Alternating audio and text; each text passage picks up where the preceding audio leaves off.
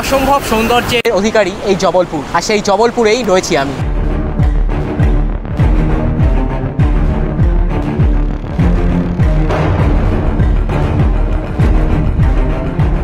আর আপনাদের আজকে ঘুরে দেখাবো এই পুরো জবলপুর শহরটাকে। কেমন লাগলো সেটা অবশ্যই কমেন্টে আমাদের জানাবেন। আর এই শহরটাকে কিভাবে কত কম খরচে আপনি একদিনের মধ্যে পুরো ঘুরতে পারেন সেটাই এই ভিডিও থেকে আপনি জানতে পারবেন। তাই ভিডিওটি একদম স্কিপ না করে পুরোটা দেখুন। অসম্ভব সুন্দর এই শহর, যদি না আসেন তাহলে বুঝতে পারবেন না যে কতটা সুন্দর। তবুও চেষ্টা করব ভিডিওর মাধ্যমে আপনাকে অনেকটা বোঝানোর যে কতটা সুন্দর। यहाँ पे सर नहा के बैठी थी रेखा, साड़ी का कलर देखा, उतनी जगह पिंक हो गया मार्बल। নমস্কার বন্ধুরা, জবলপুর থেকে আপনাদের স্বাগত। চলে এসেছি জবলপুরে, আর গাড়িও চলে এসছে। তো স্টেশন থেকেই কিছুটা এগিয়ে এসে খাওয়া দাওয়া করে তারপর আবার ভিডিও শুরু করলাম, কারণ প্রচণ্ড খিদা পেয়ে গিয়েছিলো। তো এই পর্বে আপনারা দেখবেন যে কীভাবে জবলপুর এক্সপ্লোর করছি, খরচ কত হচ্ছে, কী কী দেখছি সবই আপনাদের দেখাবো। তাহলে চলুন আমার সাথে বেরিয়ে পড়ুন, জবলপুরটা ঘুরে দেখা যাক এবার। আর এই যে আমাদের গাড়ি, এই যে গাড়ি চলে এসছে, মানে গাড়িতে করেই এসছি আর কি। এখন যাক, ভিতরে যাওয়া যাক। চলুন তাহলে যাত্রা শুরু করা যাক। প্রথমেই চলে এসেছি কাসনা শেটি শিব টেম্পল, মানে এখানে শিব মূর্তি হচ্ছে 72 ফুট উঁচু একটা শিব মূর্তি রয়েছে, তার ভিতরেই যাচ্ছি এখন।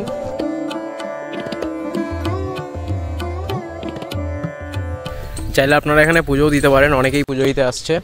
পুজো দেওয়ারও ব্যবস্থা রয়েছে, পুজো সামগ্রী বাইরে পেয়ে যাবেন।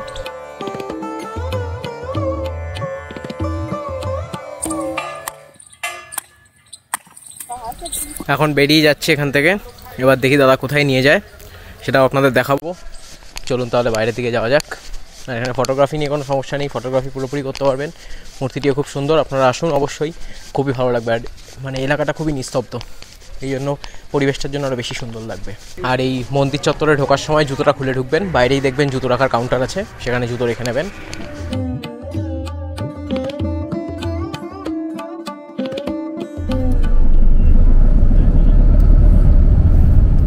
এখন চলে এসেছি জবলপুরের বিখ্যাত সেই ব্যালেন্সিং রক, তার সামনে। আর এই ব্যালেন্সিং রক সম্বন্ধে কিছু কথা আপনাদের তার সঙ্গেই জানিয়ে দেবো। তা চলুন আগে রকটা দেখা যাক কেমন। এই যে ব্যালেন্সিং রক যেটা আপনারা দেখতে পাচ্ছেন, এটা কিন্তু অ্যাকচুয়ালি দেখলে মনে হবে যে একটা পাথরের উপর একটা পাথর বসে রয়েছে, কিন্তু এটা কিন্তু আসলে না। এটা হচ্ছে একটাই পাথর ছিল, ক্ষয়প্রাপ্ত হতে হতে হতে হতে এই শেপে এসছে এখন। এটা আরও ভালো বোঝা যায়, তার একটা কারণ হচ্ছে 90 দশকের শেষের দিকে একটা ভূমিকম্প হয়েছিল। তো সেই ভূমিকম্পের মাত্রা যথেষ্টই বেশি ছিল, কিন্তু তারপরও কিন্তু এটা পড়েনি। আর পড়বেই বা কী করে, আসলে এটা একটাই পাথর ক্ষয়ে ক্ষয়ে এখন এরম আকার নিয়েছে, দেখলে মনে হয় যে দুটো পাথর ওপর নিচ বসানো। এটা বহু পুরনো, অ্যাকর্ডিং টু গুগল যদি বলেন তাহলে এটা বলা হচ্ছে প্রায় কয়েক লক্ষ বছরের পুরনো। আর এখানে এসে কিছুক্ষণ সময়ও কাটাতে পারেন, এই যে বসার জায়গা করা আছে, বেঞ্চ করা আছে, বেঞ্চে বসে সময় কাটাতে পারেন। যাই হোক, আমাকে বেশি সময় দিলে হবে না, আবার তো পরবর্তী গন্তব্যে যেতে হবে, তাই জন্য বেরিয়ে পড়ি। বেরিয়ে বাইরের দিকে যাই। ব্যালেন্সিং রক থেকে একদমই হাঁটা পথ মদনমহল দুর্গ, সেই দুর্গ একদমই পাশে। সেই দুর্গে এখন যাচ্ছি। 205টা সিঁড়ি কভার করে তারপর পৌঁছাতে হয় সেখানে। দেখা যাক কতটা খাটনি হয়, কি হয়। এই হচ্ছে সিঁড়ি, অনেকেই যাচ্ছে, আমিও চলেছি। 205টা সিঁড়ি, কতটা কষ্ট হবে জানি না। নিচ দিয়ে বলছিল যে দাদা জলের বোতল নিয়ে যান, কিন্তু খুবই কষ্ট হবে। জলের বোতল নিয়ে নিই, এমনিই হাঁটছি। জল সত্যিই আমার কাছে নেই, দেখা যাক কী হয়। 10টা সিঁড়ি উঠেই তো মনে হচ্ছে কতগুলো সিঁড়ি উঠে পড়েছি। তাহলে একটা রিস্ক নিয়েই দেখা যাক পারি কি না। চলুন দেখি কেমন লাগে। অর্ধেক রাস্তায় এসে অবস্থা খারাপ হয়ে গেছে, পুরোটা যাবো কি করে কে জানে। দেখি, চেষ্টা করে দেখতে তো সমস্যা নেই, দেখি কি হয়। জলটা নিয়ে আসলেই ভালো হতো, জল তেষ্টা ভালোই পাচ্ছে। যাই হোক, এখনও অনেকটা। এই যে মদনমহল দুর্গ, এটা হচ্ছে আসলে রাজগণ শাসকদের সময়কারে তৈরি। রাজা মদনলাল এটা তৈরি করেছে। এই ফোর্ট কিন্তু দুর্গাবতী ফোর্ট নামেও পরিচিত। 1100 শতকে রাজা মদনলাল এই ফোর্ট তৈরি করেছিল। যেহেতু বললাম একটা স্কুল গ্রুপ রয়েছে, সেক্ষেত্রে আরও কিছু ইনফরমেশান ভালো পাওয়া গেল। এখানে নাকি এখনও গুপ্তধন রয়েছে, যেটা খোঁজার চেষ্টা অনেকেই করছেন, অনেক বছর ধরে করছেন, কয়েকশো বছর ধরে করছেন, কিন্তু এখনও তারা বার করতে পারেননি। এখনও সেই গুপ্তধন অধরা রয়েছে। এখানে একটা সুড়ঙ্গ রয়েছে, সেই সুড়ঙ্গ থেকে, সুড়ঙ্গটা এখন চাপা পড়ে গেছে যদিও, সেই সুড়ঙ্গ থেকেই রানী দুর্গাবতী পালিয়েছিলেন মোগলদের আক্রমণের হাত থেকে বাঁচার জন্য। এই তথ্যগুলি সবই স্কুল গ্রুপের থেকে পেলাম, মানে স্কুল গ্রুপের যে স্যাররা রয়েছে তারা তাদের স্টুডেন্টদের বলছে। আমিও স্টুডেন্টদের মতনই দাঁড়িয়ে গেছিলাম মাঝখানে, সেখান থেকে শুনলাম। মানে এখানে আসলে পদে পদে ইতিহাসের ছোঁয়া পাবেন। যারা ইতিহাস ভালোবাসেন তাদের জন্য এই জায়গাটি খুবই সুন্দর হবে। কীরকম একটা অদ্ভুত লাগে না বলুন? 1100 শতকে তৈরি, সেইখান দিয়ে ঘুরে বেড়াচ্ছি। এক সময় হয়তো অন্যরকম ছিল, এখন অন্যরকম, এখন কিছুই নেই বলতে গেলে, সবই প্রায় ধ্বংসপ্রাপ্ত। তবু ইতিহাসের একটা হাতছানি তো রয়েছে। দুর্গ দেখা কমপ্লিট। এবার এখান থেকে বেরিয়ে আবার নিচের দিকে যাচ্ছি, নিচে গাড়ি রয়েছে। আর আরও একটা তথ্য পেলাম যে এক সময়ের ইতিহাসের 6 লাখ জায়গা এখন বর্তমানে অপরাধের মূল কেন্দ্র হয়ে উঠেছে। এখানে নাকি প্রচুর অপরাধ হয়, কারণ চারিদিকটা এরকম অপরাধীদের জন্য খুব সুন্দর জায়গা। তো যাই হোক, সেটা নিয়ে না ভেবে ইতিহাসটা নিয়ে হওয়াই ভালো। আবারও বলছি, যারা ইতিহাসের প্রতি ভালোবাসা আছে, ইতিহাস যাদের ভালো লাগে, তাদেরকে কিন্তু এই জায়গা বেশ অনেকক্ষণ আটকে রাখবে। এখন চলে এসেছি ভেদাঘাটে নৌকা বিহারের জন্য। কত নিচ্ছে, কিভাবে করতে হচ্ছে সবই আপনাদের জানাবো। চলুন তাহলে। নৌকা যাত্রা শুরু হয়ে গেছে। 1 ঘন্টার নৌকা যাত্রার জন্য 150 টাকা। একটা নৌকায় অনেকেই আছে। मार्बल बोलते हैं हल्का नीला लाइट ब्लू, गाइड की कमेंट्री यहीं से 11 रुपए में शुरू, और अब सुनते हैं चलना गुरु। मार्बल देखा लाइट ब्लू, पलट कर देखना मार्बल दूसरी साइड, आ गया मार्बल ब्लैक एंड व्हाइट। हो गया भारी गड्ढा और फट गया उसका चड्डा, इतनी मार मारी पत्थर भी बैंड। आज भी रेखा मैडम के पैरों के निशान रेत पर हैं सर। 12 के बाद रेखा मैडम दिखती हैं। ये बाजू में गुलाबी कलर देखो, यहाँ left hand side pink marble, घास के पास हल्का पिंक देखा क्या। यहाँ पे सर नहा के बैठी थी रेखा, साड़ी का कलर देखा, उतनी जगह पिंक हो गया मार्बल। जी आने की गारंटी 4 दिन के बाद लेते सिंगल के डबल, किनारे मिलती लाश, देखो जगह खास। होटल मोटल और रुकने का 4000 रुपए टोटल, फ्री मिलती है एक बोतल। जी बोतल मिलती बिसलरी पानी वाली 2 लीटर की फ्री। जिसकी नई नई शादी होती ना सर, होटल को बुक कराते, दूसरी बार आते धर्मशाला ढूंढते फिरते। हाँ, तीसरी बार रोड में, चौथी बार में घर, फिर बोलो नर्मदे हर, जीवन भर माई की जय और रोटी खाओ 6। छेद हो गए ढेर सारे, क्योंकि बरसातों में आती बाढ़, भर के चलते पूरे पहाड़ बंद कर देते। 9 जून से बोटिंग बंद, 15 अक्टूबर को चालू, बिहार में डटे हैं लालू, टी में गए कालू। कार का सेप है राजकुमार लिखा हिंदी पे, चके नहीं है 4, कार पड़ी बेकार, जिसको चाहिए ले लो उधार, चलाने वाला चाहिए एकदम कलाकार। इंदौर की रानी अल्लाबाई होलकर द्वारा स्थापना, शिवलिंग 450 साल पुराना सर। एक साधु जी आते थे, दिन भर पूजा पाठ, शाम को भेड़ा घाट। एक दिन आ गई अचानक बाढ़, साधु पहुंचे संगाबाद। जब से साधु जी छुट्टी में है सर, आ गए भोलेनाथ, प्रेम से जोड़ो हाथ, बोलो शंकर भगवान की, नर्मदा मैया की, कृष्ण कन्हैया की, करीना मैडम की। ये साल में 1 बार पीते हैं, लेकिन पीते दोनों भाई। जिसका बड़ा भाई शराबी, छोटा पी ले तो क्या खा। यस, बाकी मैडम आप लोग बताइए, जिसने पिया शराब उसकी जिंदगी। हाँ, बाकी यहाँ पर कुछ लोगों का पीना ही जीना है सर। दिन भर करते काम, शाम को लेते 250 ग्राम, उसके बाद आराम। और जिस दिन हो गई ज्यादा ग्राम, मोहल्ले वालों का सोना हराम, साथ में बीवी का भी। अभी फिलहाल में सामने का देखो नजारा, कितना लग रहा प्यारा, फिल्म निकाली आवारा। फिल्म को हो गया 60 साल पुराना, राज कपूर नरगिस ने गाया था गाना, इस समय ऊपर हो गए रवाना। अब ऊपर गा रहे हैं गाना, डीजे वाले बापू मेरा गाना बजा दो, मेरा नसीला बदन बाहों में ले लो सजन। आई थी करीना और नाव वालों को निकल रहा अभी तक पसीना। भाई साहब सीन निकाल लीजिए आप लोग। यहाँ का शूटिंग मोहनजोदारो डंकी, और जगह का नाम है मंकी। अब नहीं कूदते लेकिन मंकी, अगर आप कूदेंगे मंकी तो कट जाएगी पीछे से पंखी। आप कूदेंगे बंदर तो 600 फीट के अंदर, लास्ट गहराई 600 feet, 600 water deep, last point sir. आगे वाली जगह का नाम है स्वर्ग दौर, अपन दौर से हो जाएंगे वापस। इसके आगे अगर जाएंगे तो सुबह अखबारों में नजर आएंगे। বোটিং কমপ্লিট, খুব সুন্দর লাগলো, কিন্তু তার থেকেও বেশি ভালো লাগলো এখানের কমেন্ট্রি। বোটিংয়ের সাথে সাথে এই জায়গাটা সম্বন্ধে পুরো আপনাকে বোঝাবে বিভিন্ন রকম ছন্দের মাধ্যমে, মানে সেটা আরও বেশি সুন্দর, ওটা আরও বেশি অ্যাট্রাকটিভ লাগবে। তাই জন্য অবশ্যই আসুন। বোটিং এখানে মাত্র 150 টাকা করে, জনপ্রতি 150 টাকা। এক একটা বোটে প্রায় 16-17 জন করে থাকে। খুবই ভালো লাগবে। এক তো ভেদাঘাটের সৌন্দর্য, তার সাথে এত সুন্দর কমেন্ট্রি, একটা আলাদাই সুন্দর। আপনারা তো শুনলেন, কেমন লাগলো আপনারা অবশ্যই সেই কমেন্ট্রি জানাবেন। এবার দেখি কোথায় যাওয়া যায়, পরবর্তী গন্তব্যের দিকে তাহলে চলি। তাহলে আপাতত এখন এগোনো যাক। আর একটা কথা, এই ভেদাঘাটে যে জলটা দেখবেন, এটা কিন্তু নর্মদা নদী। জল মারাত্মক পরিষ্কার, মানে ভীষণ পরিষ্কার জল। যারা বোট চালায় তারা তো এই জলই খায়, আপনারাও চাইলে খেতে পারেন। খুব সুন্দর, খুব পরিষ্কার, একটুও ঘৃণা লাগবে না জল দেখে, জল এত পরিষ্কার। এখন চলে এসেছি ধোয়াধার ওয়াটারফলসে। ওয়াটারফলসে যাবো রোপওয়ের মাধ্যমে, রোপওয়ে থেকে দেখবো কেমন লাগে। সেই জন্য সেই রোপওয়ের দিকেই যাচ্ছি। আপনারাও চলুন, দেখুন কেমন লাগে রোপওয়েটা দেখতে, রোপওয়ে থেকে মানে ওয়াটারফলস দেখতে। তাহলে চলুন যাওয়া যাক। আর রোপওয়েতে কত নিচ্ছে সেটাও আপনাদের অবশ্যই জানাবো। রোপওয়ের জন্য এসে এখানে বসে রয়েছি, কারণ এখানে 2টো পর্যন্ত লাঞ্চ টাইম, যেন 2টো পর্যন্ত অপেক্ষা করতে হবে। সেখানে এখনও অপেক্ষারত অবস্থায় রয়েছি। এখনও কত টাকা আমি জানি না ঠিক, তবে আপনারা যদি 6 জনের জন্য রোপওয়ে বুক করতে চান একসাথে একটা কেবিন, সেক্ষেত্রে 870 টাকা পড়বে। সে বোট বাইরে টানানো আছে, সেখান থেকে দেখে বললাম। 6 জন একটা কেবিন 870 টাকা। রোপওয়ের টিকিট কেটে নিলাম 145 টাকা করে প্রতিজন, মানে জনপ্রতি 145 টাকা। এখন রোপওয়ের দিকে যাচ্ছি। রোপওয়েতে বসে পড়েছি, আর রোপওয়ে ছাড়বে। আপনাদেরও দেখাবো রোপওয়ে থেকে কেমন লাগছে বাইরেটা। ধোয়াধার ওয়াটারফলস রোপওয়ে থেকে খুবই সুন্দর লাগছে দেখতে। দৃশ্যটা, একটা আলাদাই সুন্দর, ভীষণ সুন্দর লাগছে দেখতে। দেখুন শুধু দৃশ্যটা জাস্ট দেখার মতো। মাত্র 145 টাকার রোপওয়ে দিয়ে যদি আপনারা আসেন এই সুন্দর দৃশ্যটা দেখতে পাবেন। তাই বলবো এটা একদম মিস করবেন না, দেখার মতন দৃশ্য, অবশ্যই আসুন।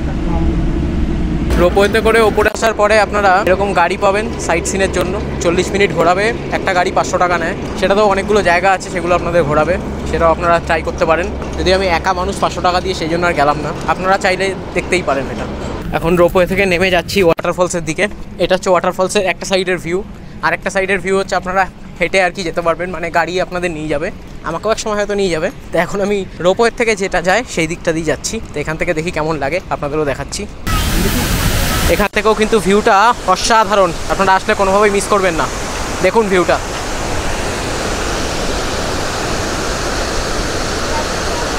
একবার আসলে প্রেমে পড়ে যাবেন। এখন বসে রয়েছি ধুরন্ধর ওয়াটারফলসের একদম কোলে, সেখান থেকেই আপনাদের সাথে কথা বলছি। খুব সুন্দর লাগছে এখানে, যদিও জলপ্রপাতটা অতটা ঢালু নয়, তাই জন্যই আসতে পেরেছি। ওই দিকটায় যদি আপনারা যান তাহলে আরও বেশ কিছুটা গভীর, সেটা আপনারা উপর থেকে দেখতে পাবেন আর কি। বলতে এই জায়গাটাও খুব সুন্দর লাগছে, জল কিন্তু কাচের মতন পরিষ্কার, আপনারাও দেখুন সেটা। আর এই সব জায়গায় এসে বেশি বকবক করার থেকে আমার মনে হয় কিছুক্ষণ উপভোগ করাটা বেশি ভালো, নিজের সাথে নিজের সময় কাটে, খুব সুন্দর লাগবে তখন। এখানকার সৌন্দর্যটা ঠিক এতটাই, মানে ক্যামেরায় ঠিক বোঝানো যাবে না, এটা চোখ দিয়েই দেখতে হবে। তাই অবশ্যই আসুন আপনারা। জলপ্রপাতের যে গর্জন, যে গতি, সেটা দেখলেই মন ভরে যাবে, তাই একবার অন্তত আসুন। বেরোলাম এখান থেকে, বসে বসে করে স্ট্যাটাস দিলাম, খুব সুন্দর লাগলো জায়গাটা। এবার এখানে ছোটো রেস্টুরেন্ট আছে, ম্যাগি পাওয়া যায়, একটু ম্যাগি খেলে হয় বেশ। এর পাড়ে বসে বসে ম্যাগি খাওয়া একটা আলাদাই সুন্দর লাগবে ব্যাপারটা। চলুন তাহলে একবার চেষ্টা করে দেখা যাক সেটা। যেমন কথা তেমন কাজ, ম্যাগি নিয়ে নিচ্ছি। ম্যাগিটা ওইখানে যেখানে ছিলাম ওখানে বসেই খাবো। এই দাদা ম্যাগি তৈরি করছে, মশলা ম্যাগি 50 টাকা, নর্মাল 40 টাকা। তাহলে ম্যাগিটা করুক, তারপরে আপনাদের দেখাচ্ছি কোথায় বসে খাচ্ছি। ম্যাগি খাওয়ার জায়গাটা বেঁচেছি দেখুন, এইখানে বসে বসে ম্যাগিটা শেষ করবো, তারপরে যাব। তাহলে আর কথা না বাড়িয়ে খেয়ে নিই আগে। মোটামুটি 1 ঘন্টা সময় প্রায় এখানে উপভোগ করার পর, ম্যাগি খেয়ে চা খেয়ে সময় কাটিয়ে এবার এখন আবার রোপওয়ের দিকে যাচ্ছি। রোপওয়েতে করে আবার ফিরে যাব পুরনো জায়গায়, ওখান থেকে তারপর আবার গাড়ি। তাহলে চলুন যাওয়া যাক, এখন ফিরে যাই। আর রোপওয়ের টিকিট ওই একটা টিকিটেই আপ ডাউনটা আপনার হয়ে যাবে, সেক্ষেত্রে কোনো সমস্যা নেই, মানে 145 টাকায় আপ ডাউন দুটোই। যেহেতু আমি একা, এই জন্য এখন বসতে হবে, লোক হবে তারপরে রোপওয়ে যাবে, তাই বসে রয়েছি। আপাতত ওই পারে গিয়ে তারপর আপনাদের সাথে কথা বলছি আবার।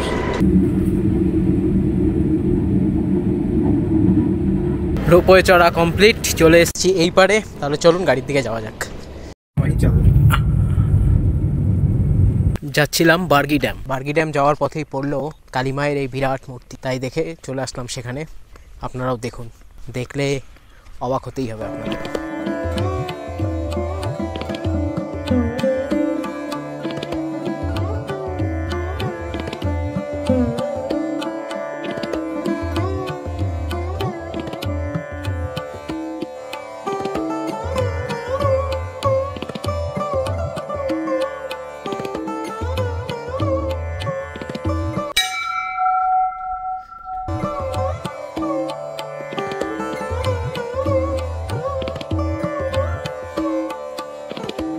মায়ের দর্শন সেরে আবার চলেছি বার্গি ড্যামের দিকে, যাচ্ছি গাড়ির কাছে, সেখান থেকেই যাব।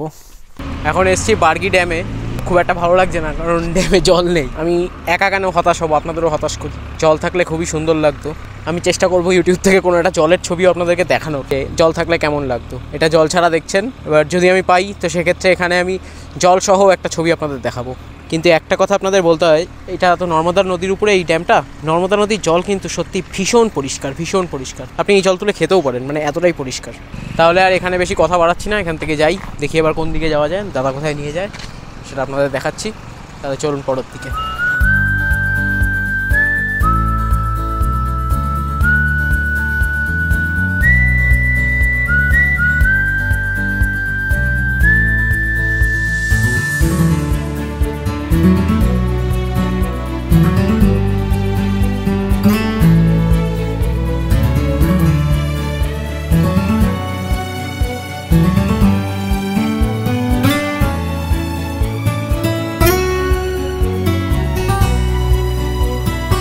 এখন চলে এসেছি নর্মদা আরতি ঘাটের এখানে। এখানে সেই দুপুরের খাওয়া দাওয়াটা সেরে নিলাম, পুরি সবজি দিয়ে দুপুরের খাওয়া দাওয়াটা সেরেছি, 80 টাকা প্লেট। আর এখন এই ঘাটের এখানেই থাকবো, আরতি শুরু হতে এখনও দেরি আছে, প্রায় 7টার সময় শুরু হবে। ততক্ষণ এখানেই ওয়েট করব আর আপনাদের সাথে মাঝে মাঝেই কথা বলবো। এখন রয়েছি নর্মদা নদীর যেখানে আরতি হয় সেখানে। আরতি টাইম যতটা জানি 7টা, দেখা যাক কখন শুরু হয়। আপাতত এখানে বসি। পরন্ত বিকেলে সূর্য পশ্চিম আকাশে ঢলে পড়েছে আর এখন বসে রয়েছি নর্মদা নদীর পাড়ে। এবার নর্মদা নদী সম্বন্ধে কিছু কথা বলি আপনাদের। এটি ভারতের মধ্য ভারতের একটি নদী। এই নদীটি ভারতের 5ম দীর্ঘতম নদী। আর এই নর্মদা নদী কিন্তু উল্টো দিকে বয়ে চলে। উৎপত্তিস্থল থেকে পশ্চিম দিকে বয়ে প্রায় 1312 কিলোমিটার পথ অতিক্রম করে এই নদী গুজরাটের ভারুচ শহরে 30 কিলোমিটার পশ্চিমে আরব সাগরে মিলেছে। এই নর্মদাকে কিন্তু মধ্য ভারতের জীবনদায়ী নদীও বলা হয়। মধ্য ভারতকে অনেক সাহায্য করে নর্মদা নদী। আর এখানকার মানুষ কিন্তু এই নদীকে মা হিসাবেই পুজো করে। যদিও ভারতবর্ষে অনেক নদীকেই মা হিসাবে পুজো করা হয়, তার মধ্যে নর্মদাও একটি। নর্মদা নদীর পাড়ে এখানে কিন্তু অনেক জায়গায় ফ্রিতে খাবার দেওয়া হয়, আপনারা দেখতে পাচ্ছেন সেই ছবি।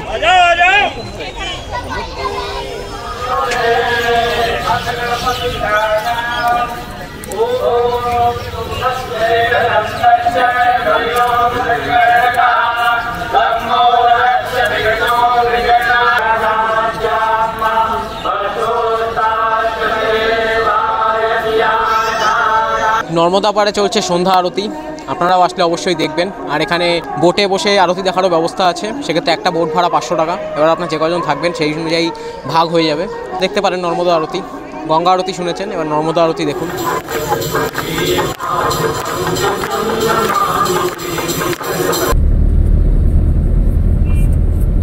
চলে আসলাম জবলপুর স্টেশনে, এবার ফেরার পালা। ফিরবো শক্তিপুঞ্জ এক্সপ্রেস। সেটা 10টা 20-তে ছাড়ার কথা, কিন্তু ছাড়বে 12টা 20-তে। তো সেই পর্ব নিয়ে আলাদা ভিডিও আসবে, সেটা দেখার জন্য অবশ্যই চ্যানেলটা সাবস্ক্রাইব করে নিন। আর এই পর্বের ক্ষেত্রে আমি দেখালাম যে জবলপুরে আপনারা কিভাবে ঘুরবেন। সেক্ষেত্রে আপনাদের সময়টা খুব গুরুত্বপূর্ণ।